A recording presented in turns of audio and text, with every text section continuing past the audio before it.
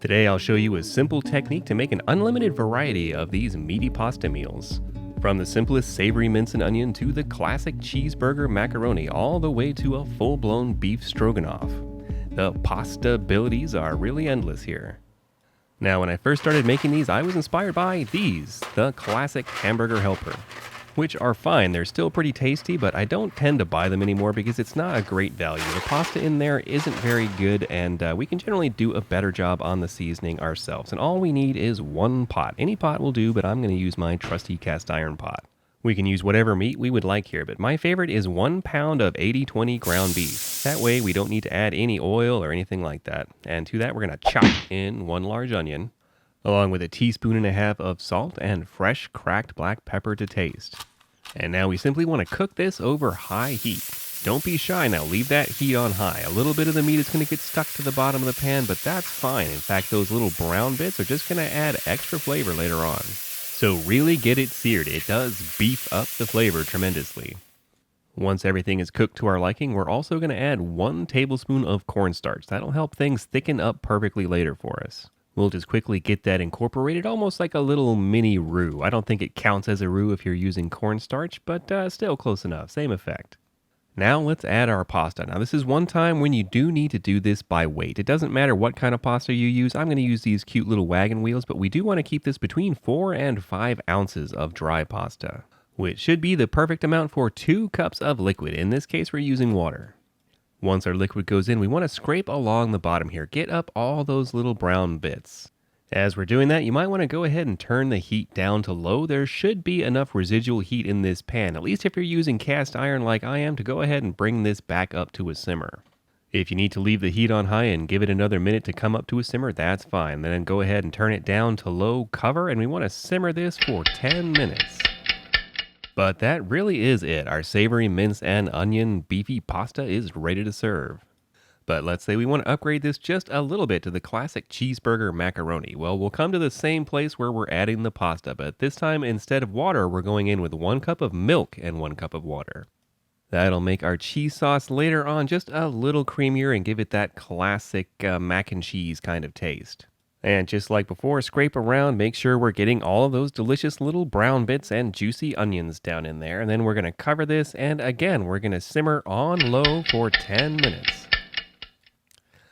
After 10 minutes, give it a quick stir. Sometimes it needs an extra minute or two. Different pastas can cook at different rates, but this looked pretty good here, so we're going to go ahead and add 4 ounces of cheddar cheese. There's really no right or wrong answer on how much cheese to add. Pretty much just grate a cheese pile of your favorite cheese until the pile is a size that makes you happy, and then add that. And thanks to that cornstarch we added earlier, we don't need to worry about the sauce separating. We can just go ahead and stir that cheese straight in here. And just like that, right before your eyes, delicious cheeseburger macaroni is born.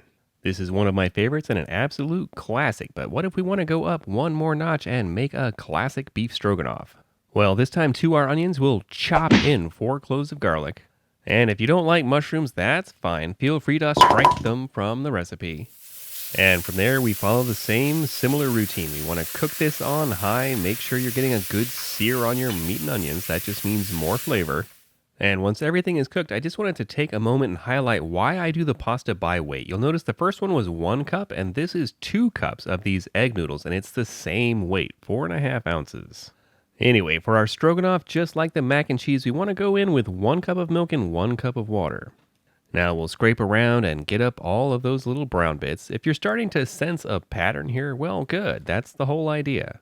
I'm just showing you 3 examples here to teach you a very valuable technique. The pasta abilities here are truly endless. You can use any meats you want, you can use any seasoning, and you can add any vegetables. You can really make this dish your own.